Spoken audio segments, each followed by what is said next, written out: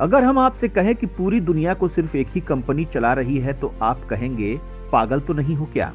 लेकिन सच ही है ये कि एप्पल, माइक्रोसॉफ्ट, इंटेल, टेस्ला और एमडी की तरह ही हजारों कंपनियां सिर्फ तभी एग्जिस्ट करती हैं जब ये देश और ये कंपनी अस्तित्व में है। इस कंपनी के दम पर आज ये देश पूरी दुनिया में अपनी एक अलग ही वैल्यू रखता है। दुनिया की कोई भी कंट्री गलती से भी इस देश से अपना संबंध नहीं बिगाड़ना चाहती, क्योंकि इस देश पर खतरा, यानी कि ज्यादातर टेक कंपनीज पर खतरा।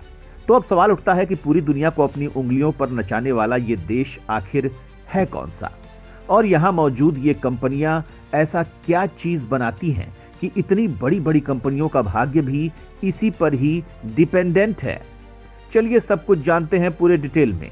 तो दोस्तों, मैं जिस देश की बात कर रहा था वो देश चाइना, रशिया या यूएसए जैसा कोई हाईटेक देश नहीं है, बल्कि ये ईस्ट एशिया में मौजूद एक छोटा सा देश है जिसकी आबादी हमारे मुंबई शहर से भी कम है। नाम है ताइवान, और इस देश को बाहरी दुश्मनों से बचाने का काम करती है इस देश की सेफ्टी हब कही जाने वाली ताइवान सेमीकंडक्टर मैन्युफैक्चरिंग कंपनी, यानी कि TSMC। जी हाँ दोस्तों, ये नाम आपने शायद पहले कभी भी ना सुना हो, लेकिन इस कंपनी के द्वारा बनाई गई चिप आप हर दिन हर समय यूज कर रहे होते हैं। एक्चुअली हमारे mobile phone, laptop, AC, car और यहां तक कि फाइटर जेट्स और नासा के रोवर्स में भी इसी कंपनी के द्वारा बनाई गई चिप्स का इस्तेमाल किया जाता है।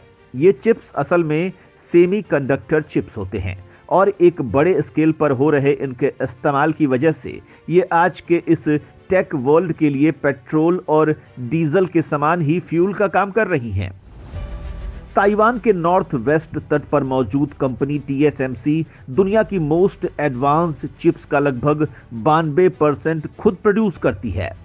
वैसे आपकी जानकारी के लिए हम बता दें कि पूरी दुनिया में केवल 2 ही ऐसी कंपनी है जो कि 10 नैनोमीटर से कम थिकनेस वाली एडवांस्ड सेमीकंडक्टर चिप्स बनाती हैं, जिसमें पहली है ताइवान की TSMC और दूसरी साउथ कोरियन कंपनी सैमसंग। अब यहां आपके समझने के लिए हम बता दें कि नैनोमीटर असल में ट्रांजिस्टर्स के लेवल को दर्शाता है और 10 नैनोमीटर से कम थिकनेस वाले चिप्स इसलिए खास होते हैं क्योंकि इन चिप्स के अंदर मौजूद ट्रांजिस्टर्स की थिकनेस बहुत ही ज्यादा कम होती है और इतने कॉम्प्लिकेटेड चिप को डिजाइन करना और बड़े लेवल पर मैन्युफैक्चर करना सिर्फ और सिर्फ TSMC के ही बस की बात है। और दोस्तों, इस एडवांस टेक्नोलॉजी को ओन करने की वजह से ही पूरी दुनिया इस छोटे से देश के सामने झुक कर रहती है। एग्जाम्पल के लिए इसी साल अगस्त के महीने में यूएसए की स्पीकर नैन्सी पेलोसी ताइवान के दौरे पर गई हुई थी। वहां उन्होंने खास तौर पर TSMC एरिया विजिट किया और इस कंपनी के चेयरमैन मार्क ली से भी मिले। हालांकि चाइना इस खबर से बेहद नाखुश था।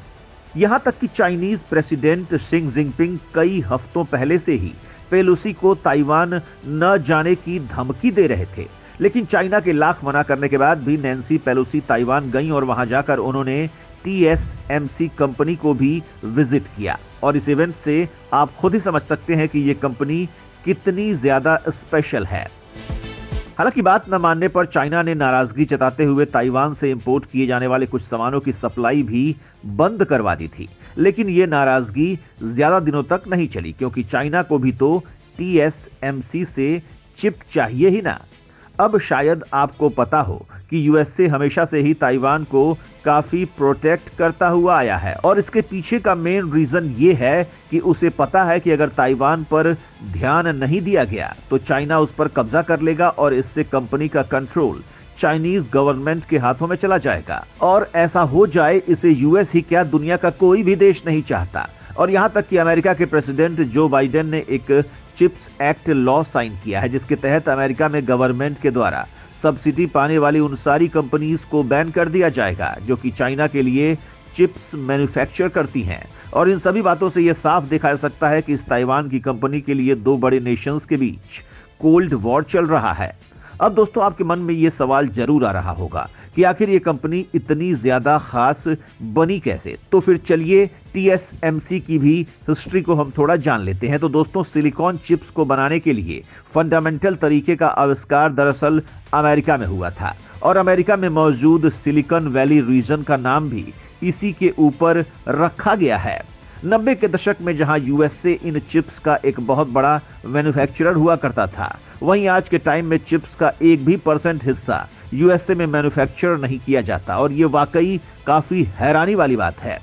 असल में हुआ ये कि 1980 में इन चिप्स को प्रोड्यूस करने वाले अमेरिकन फर्म्स को बड़ी बड़ी जापानीज कंपनी से हाई कंपटीशन झेलना पड़ रहा था। ऐसे में उनके प्रॉफिट में लगातार गिरावट आने लगी, जिसके कारण इन एक्सपेंसिव फोन को हैंडल करना काफी मुश्किल हो गया था। और इसी मौके का फायदा उठाया ताइवान के फेमस बिजनेसमैन मॉरिस चैंग ने। यानी मॉरिस चैंग दरअसल उस समय यूएसए की स्टैनफोर्ड यूनिवर्सिटी में इलेक्ट्रिकल इंजीनियरिंग के फील्ड में पीएचडी कर रहे थे। वैसे तो वो पहले से ही टेक्सास इंस्ट्रूमेंट्स नाम की एक कंपनी के ग्रोथ के लिए काम कर रहे थे, लेकिन जब उन्हें ताइवान सरकार ने अपनी सेमीकंडक्टर चिप्स मैन्युफैक्चरिंग इंडस्ट्री के लिए डेवलपमेंट की कमान संभालने के लिए कहा, तब उन्हें रियलाइज हुआ कि एक हाई डिमांड वाली कंपनी और एडवांस्ड सेमीकंडक्टर मैन्युफैक्चरिंग फील्ड में काफी ज्यादा स्कोप है और वो इसके डेवलपमेंट में काफी कंट्रीब्यूट कर सकते हैं। इस तरह मॉरिस ने ही 1987 में ताइवान सेमीकंडक्टर मैन्युफैक्चरिंग कंपनी यानी कि TSMC की शुरुआत की।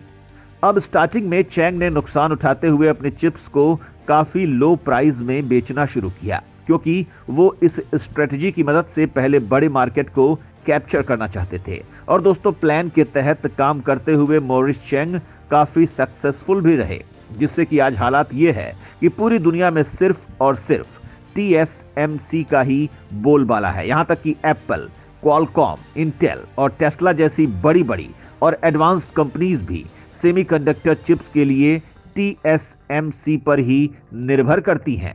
यहां तक कि लास्ट ईयर जब ग्लोबल चिप्स शॉर्टेज हुआ था, तब हर चीज के दाम बहुत बुरी तरह बढ़ गए। कार का प्रोडक्शन बहुत कम हो गया और पूरी दुनिया में ही इसका असर दिखाई दिया। TSMC की इस सक्सेस और मार्केट डिमांड को देखकर अब बाकी के देश भी सेमीकंडक्टर मैन्युफैक्चरिंग कंपनीज को आगे आने का मौका दे रहे हैं। लेकिन सच्चाई ये भी है कि जब तक कोई भी कंपनी TSMC के लेवल तक पहुंचेगी, तब तक ये कंपनी और भी आगे बढ़ चुकी होगी। यहां तक कि TSMC ने तो ये भी अनाउंस कर दिया है कि 2025 तक वो 2 नैनोमीटर जितनी पतली सुपर एडवांस्ड सेमीकंडक्टर चिप्स बनाने में भी कामयाब हो जाएंगे।